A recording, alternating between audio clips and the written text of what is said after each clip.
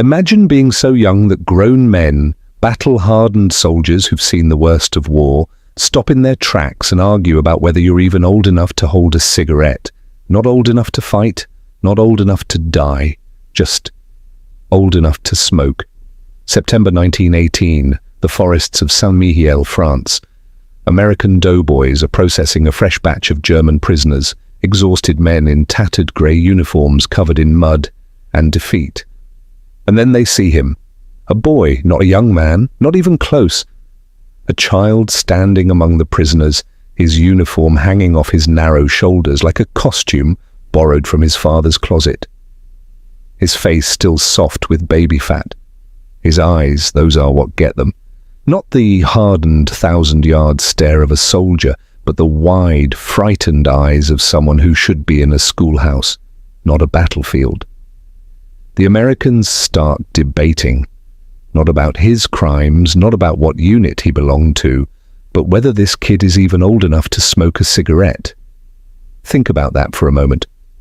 In 1918, when boys lied about their age to enlist at 16 or 17, when death was so commonplace that teenagers were just another face in the trench, this boy stood out. This child made battle-weary soldiers stop and question what they were seeing. Because in 1918, that debate meant something terrible. This boy might have been 14 years old, maybe younger. And he was here, in the mud and blood of the Western Front, wearing the uniform of the German Imperial Army. This is his story. And it's a story that reveals one of the darkest, most desperate chapters of World War I, when Germany, in its final, dying gasps, began feeding its children into the meat grinder. To understand how a 14-year-old child ended up on the battlefield, we need to understand just how desperately Germany was losing the war in 1918. By September of that year, the Kaiser's army was collapsing, not slowly, not gradually, collapsing like a building with its supports kicked out. The spring offensive, Germany's last great gamble to win the war before American troops could arrive in overwhelming numbers, had failed catastrophically. Hundreds of thousands of Germany's best remaining soldiers were dead, wounded, or captured. The Allies were pushing forward on every front. The naval blockade was starving the German home front. Revolution was brewing in the streets of Berlin and Munich. And most critically, Germany was running out of men. When the war began in August 1914, Germany had mobilized with confidence and pride. Millions of young men had marched to war believing they'd be home by Christmas, singing patriotic songs as they boarded trains decorated with flowers and chalk messages, "On to Paris." The German army was professional, well-equipped, and massive. But 4 years of industrial-scale slaughter had consumed them. The Somme, Verdun, Passchendaele, Tannenberg, the Brusilov offensive. Battle after battle, offensive after offensive, millions of men fed into a conflict that killed with unprecedented efficiency. Machine guns, artillery barrages, poison gas, aerial bombardment. The technology of death had far outpaced the technology of survival. By 1918, Germany had already mobilized every eligible man born between 1870 and 1900. 50 years of German manhood gone. The entire generation of men who should have been in their physical prime, dead, crippled, or broken in mind and spirit. So they went younger. The class of 1899 was called up in 1917. Boys who turned 18 that year thrust into training and rushed to the front. Then came the class of 1900, 17-year-olds mobilized early, told they were needed to save the fatherland. Records show that by mid-1918, thousands of these teenagers were at the front, and they were dying in droves, their inexperience and lack of physical maturity making them easy prey for veteran Allied troops. But even that wasn't enough. When historians talk about Germany scraping the barrel in late 1918, they're not being metaphorical. This was literal, desperate, brutal arithmetic. The German High Command was looking at the numbers and realizing they had a choice: send boys to the front or surrender. They chose the boys. Officially, the minimum age for military service was 17, but that was the official story, the number that looked acceptable on paper. Reality at the front was very different. Local recruitment officers, desperate to fill quotas, started looking the other way when 15 or 16-year-olds volunteered. Birth certificates could be misplaced. Dates could be fudged. Fathers could lie for their sons, or desperate mothers could be overruled. In some cases, boys volunteered out of genuine patriotic fervor, fed on 4 years of propaganda about defending the homeland from barbaric enemies. In other cases, they were pressured by communities that viewed any able-bodied male who wasn't serving as a coward. And in some cases, the darkest cases, they were simply taken, their youth overlooked or ignored by officials who needed bodies in uniforms regardless of age. The training these boys received was minimal, sometimes just a few weeks before being sent east or west to plug gaps in the line. The experienced sergeants who might have trained them properly were mostly dead. The equipment that might have given them a fighting chance was scarce, rusted, or outdated. Many of these child soldiers arrived at the front without proper boots, with rifles that jammed, with uniforms that didn't fit. And they died. God, how they died! Unit records from late 1918 show horrifying casualty rates among the youngest soldiers. They didn't know how to keep their heads down. They didn't know how to read the battlefield. They froze under artillery fire or panicked and ran. They were physically weaker, unable to carry the heavy loads that veteran soldiers managed. They got sick more easily in the trenches, their developing bodies unable to handle the combination of malnutrition, stress, and unsanitary conditions. Allied soldiers noticed. British and French troops wrote in letters home about facing German units that seemed to be filled with children. American soldiers, newly arrived and still somewhat shocked by the realities of industrial warfare, were particularly struck by how young some of their German prisoners looked. September 12, 1918. The Saint-Mihiel salient in northeastern France. This is where our story takes its most concrete form. The Saint-Mihiel offensive was the first major American-led operation of World War I, commanded by General John J. Pershing. Nearly 550,000 American troops, supported by French colonial forces and tanks, slammed into a German salient that had existed since 1914. The attack was overwhelming. The Germans, already stretched thin and demoralized, collapsed almost immediately. Thousands of German soldiers surrendered. The photographs from those days show long columns of prisoners, muddy, exhausted, defeated men trudging into captivity. Most looked relieved. After 4 years of hell, captivity meant safety, food, and an end to the constant terror of death. And among those photographs, among those thousands of prisoners, are the boys. Military photographers documented the surrender, and their cameras captured what words sometimes fail to convey. Young faces, some barely showing stubble, narrow shoulders, uniforms that hang loose, expressions that shift between relief, fear, and confusion. The American soldiers processing these prisoners had seen a lot by September 1918, but some of these boys stopped them cold. The debate about smoking age, preserved in letters, journals, and later interviews, tells us something crucial. These weren't marginal cases. These weren't boys who looked young for 18. These were children who looked too young for military service by any reasonable standard. 14 years old, maybe 15, that's the assessment that emerges from the historical record, from the photographs, from the contemporary accounts. Too young to shave, too young to have finished growing, too young to process what had happened to them. Try to imagine it from his perspective. This boy, whoever he was, standing in that prisoner line. Maybe he'd volunteered, swept up in propaganda and community pressure, lying about his age because he wanted to be a hero like the ones in the stories. Maybe he'd been conscripted, some local official desperate to meet a quota, deciding that this tall for his age boy was close enough to 17. Maybe his father had died in the war and his mother couldn't feed him, and the army at least promised meals. However he got there, nothing could have prepared him for what he experienced. The trenches of 1918 were hell on earth.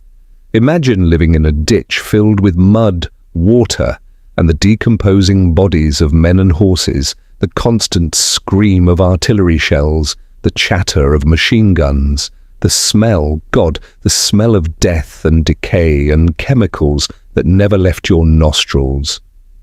Rats the size of cats feeding on corpses, lice covering every inch of your body, trench foot rotting your flesh, the constant gnawing terror that the next shell had your name on it.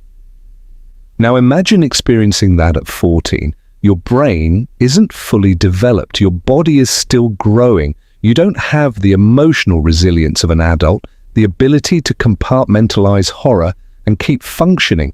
Every terrible thing you see is magnified, more traumatic, more soul-destroying. The older soldiers might have tried to protect him, might have kept him back from the worst of the fighting when they could, or they might have resented him, one more mouth to feed, one more inexperienced liability when experience meant survival. Or they might have simply been too exhausted, too traumatized themselves to care about one more doomed boy. Records suggest that the youngest soldiers were often given support roles when possible, runners, carrying messages between positions, which sounds safer until you realize that meant sprinting across open ground while machine guns and artillery tried to kill you. Or they were used as lookouts, which meant sticking your head above the trench line, the exact thing that got you shot by snipers. And when the Americans attacked at Saint-Mihiel, when the shells started falling and the tanks started rolling and thousands of fresh American troops came over the top, what was a 14-year-old supposed to do? Fight to the death for an empire that was already collapsing? Die for a war that was already lost? He surrendered. Of course he surrendered. He probably threw down his rifle and put his hands up the moment he could, relief flooding through him that he might actually survive. Our boy at Saint-Mihiel wasn't alone. He was part of a pattern, a systematic phenomenon that reveals one of World War I's darkest truths. Germany's deployment of underage soldiers in 1918 wasn't a handful of exceptional cases. It was endemic, widespread, a natural consequence of total war-meeting demographic collapse. Historians have documented thousands of confirmed cases of 16 and 17-year-olds serving in combat in the war's final year. The actual number, including those who falsified their ages or whose records were lost in the chaos of Germany's collapse, was likely much higher. And beneath that documented layer were the truly young ones, the 15-year-olds, the 14-year-olds, the children who should never have been anywhere near a battlefield. British war diaries from late 1918 mention capturing German prisoners who appeared to be children. French reports describe similar encounters. American letters home talk about boys who looked like they should still be in school. These weren't isolated observations, they were patterns noticed across the entire Western Front. The photographic record supports this. Archives contain hundreds of POW photographs from 1918, and scattered among them are faces that are unmistakably juvenile, not just young men, actual children. Some of these photographs are labeled with ages that seem impossible, but the faces don't lie. What makes this even more tragic is that it was completely pointless. By September 1918, Germany had already lost the war. The military leadership knew it, the politicians knew it, even many of the soldiers knew it. Sending children to the front didn't change the strategic situation. It just added more names to the casualty lists, more trauma to a generation that was already shattered. Let's return to that crucial detail, the smoking debate. In 1918, America, smoking wasn't age-restricted the way it is now, but there were social norms. By 18 or 19, a man smoking was completely unremarkable, especially a soldier. The debate about whether someone was old enough to smoke was something you'd say about a boy who looked 13, 14, maybe 15. The fact that American soldiers felt compelled to debate this point, that it was notable enough to be mentioned in contemporary accounts, tells us this boy was shockingly young even by the lowered standards of late-war Germany. If he'd been a tall 16-year-old or a baby-faced 17-year-old, there might have been some comments, but not a debate. 16 and 17-year-olds were common enough in the German army by 1918 that they wouldn't have seemed extraordinary. This was different. This was a child who made combat veterans stop and question what they were seeing. The photographs from Saint-Mihiel provide visual confirmation. Among the POW photos, several prisoners stand out for their obvious youth, narrow shoulders, faces without the weathering that came from years of outdoor military life, physical builds that hadn't finished developing. These aren't marginal cases of he might be young. These are obvious children. Military age verification at the time wasn't precise, and POW records often didn't include exact ages, especially for mass surrenders. But the visual and textual evidence points to the same conclusion. Some of Germany's prisoners at Saint-Mihiel were genuinely, undeniably children, likely in the 14 to 15 age range. What happened to these children after they were captured? For many, POW camps were probably the safest place they'd been in months. American and Allied prisoner facilities, while far from comfortable, offered regular food, medical care, and most importantly, safety from artillery and machine guns. Letters from German POWs suggest that many of the younger prisoners actually thrived in captivity, gaining weight, recovering from illnesses, finally getting enough sleep. The war ended just 2 months after Saint-Mihiel. On November 11, 1918, the guns fell silent. Germany collapsed into revolution and chaos. The Kaiser fled to exile in the Netherlands. The empire dissolved, and the prisoners, including the youngest ones, eventually went home. But what kind of home did they return to? Germany in 1918 to 1919 was devastated. The naval blockade continued even after the armistice, causing widespread starvation. Hyperinflation was beginning. Political violence was tearing the country apart, with communist revolutions and right-wing paramilitary groups fighting in the streets. The Treaty of Versailles would impose crushing reparations and territorial losses that would poison German politics for a generation. The youngest soldiers came home to a country that had been destroyed by the war they'd been forced to fight. Many returned to families that had lost everything. Fathers dead, brothers dead, homes lost to economic collapse. And they carried their own trauma, memories of things no child should ever experience, wounds, both physical and psychological, that would never fully heal. Some of these boys would grow up to become adults in the Weimar Republic, living through economic chaos and political instability. Some would be in their early 30s when another war began in 1939, old enough to remember the first one, young enough to be caught in the second. The story of Germany's child soldiers in World War I has been somewhat obscured by history. It doesn't fit the narrative frameworks we prefer, the noble sacrifice, the justified cause, the clear moral lines. Instead, it reveals something darker and more uncomfortable. That total war fought to the point of societal collapse, inevitably consumes the most vulnerable. First the young men, then the boys, and if it had continued, eventually the children. This wasn't unique to Germany, though. Germany's situation in late 1918 was particularly desperate. Every combatant nation in World War I pushed the boundaries of acceptable sacrifice. Britain sent 17-year-olds to the Somme. Russia sent barely trained peasants to die by the hundreds of thousands. France mobilized every man who could hold a rifle, but Germany's deployment of 14 and 15-year-olds represents a particular threshold, a line crossed that reveals total institutional collapse. When a nation begins sending children who don't look old enough to smoke to die in a war, it's already lost. That nation has passed the point of rational military strategy and entered pure desperation. So let's return one final time to that prisoner line at Saint-Mihiel, to that boy who started this story. We don't know his name, we don't know his hometown, we don't know if he survived the war, if he made it home, if he lived to see Germany rise from the ashes and fall again. We don't know if he ever recovered from what he experienced, if he was able to build a normal life, if the nightmares ever stopped.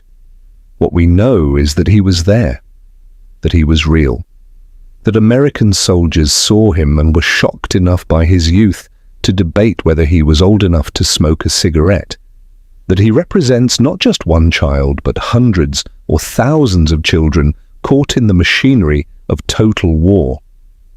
His photograph might still exist somewhere in an archive, unlabeled or mislabeled, his too young face staring at the camera with those frightened, uncomprehending eyes.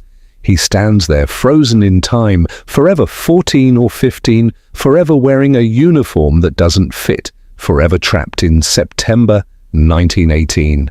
He deserves to be remembered.